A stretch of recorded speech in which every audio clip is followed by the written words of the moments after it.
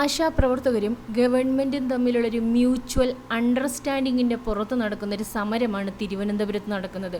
നിരാഹാര സമരം നടത്തി പല സ്ത്രീകളും തലകറങ്ങി വീഴുന്നു, ആശുപത്രിയിൽ കൊണ്ടുപോകുന്നു, പൊതുജനങ്ങളുടെ പിന്തുണ കിട്ടുന്നു.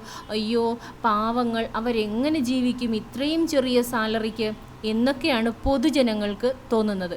അങ്ങനെ തോന്നാൻ വേണ്ടിയിട്ടുള്ള ഒരു സമരമാണിത്.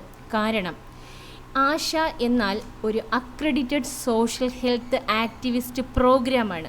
കേരളത്തിൽ അങ്ങോളം ഇങ്ങോളമുള്ള റൂറൽ മേഖലയിലെ വിദ്യാഭ്യാസമില്ലാത്ത സ്ത്രീകൾക്ക് ഹെൽത്ത് സംബന്ധമായ കാര്യങ്ങളിൽ അവബോധമുണ്ടാക്കി കൊടുക്കുക.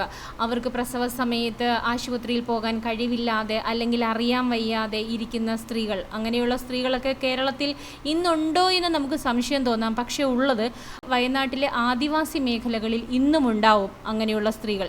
ഒരു വിദ്യാഭ്യാസ മാനദണ്ഡത്തിൻ്റെയും അടിസ്ഥാനത്തിലല്ലാതെ ഗവൺമെൻറ്റിൽ നിന്ന് ഒരു സ്ഥിരമായ വരുമാനം ഉറപ്പാക്കുക, അത് സ്ഥിരമായൊരു പെൻഷൻ കൊടുക്കുക, ഇങ്ങനെ കുറേയധികം ആൾക്കാരെ ആ കൊടുക്കുന്ന ഭരണകൂടത്തിന് അനുകൂലമായി വോട്ട് ചെയ്യാൻ പ്രേരിപ്പിക്കുക.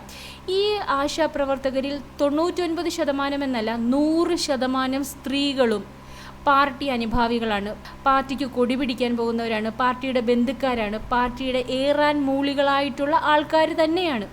ഏകദേശം 20 കോടിയോളം രൂപയാണ് ഓരോ മാസവും ഇവർക്കായിട്ട് ഈ ഖജനാവിൽ നിന്ന് നമ്മുടെ നികുതി പണം ചെലവഴിക്കുന്നത്. ഒരു വർഷം 240 കോടിയോളം രൂപ.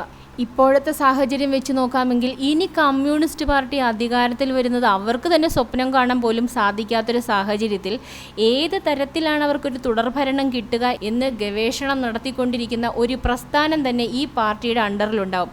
അങ്ങനെ കണ്ടുപിടിച്ചിരിക്കുന്ന ഒരു വഴിയാണ് ഈ ആശാപ്രവർത്തകരുടെ സ്ഥിരം നിയമനം, അല്ലെങ്കിൽ സ്ഥിരമായൊരു വേതനം കൊടുക്കുക, പൊതുജനങ്ങളുടെ അനുകമ്പയോടുകൂടെ അംഗീകാരത്തോടുകൂടെ നടപ്പിലാക്കിയെടുത്ത് അവരെ ഒരു പാർട്ടി അനുകൂല സംഘടനയാക്കി വളർത്തി ഒരു പാർട്ടിയുടെ സ്ഥിരം വോട്ട് ബാങ്ക് സൃഷ്ടിക്കുക എന്ന പാർട്ടിയുടെയും ആശയുടെയും സംയുക്ത തീരുമാനത്തിൻ്റെ പിൻബലത്തിൽ നടക്കുന്നൊരു സമരമാണിത്.